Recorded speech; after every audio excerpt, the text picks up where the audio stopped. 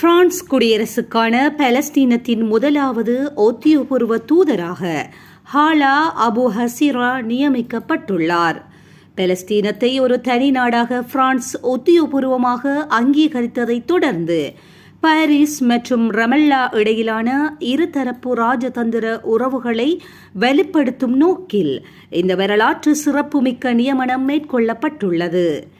எலிசி அரண்மனையில் நடைபெற்ற உத்தியோகபூர்வ விழாவில் பிரான்ஸ் அதிபர் இம்மானுவேல் மேக்ரோனிடம் ஹாலா அபு ஹசிரா தனது தூதுவராலய நற்சான்றிதழ்களை கையளித்துள்ளார்.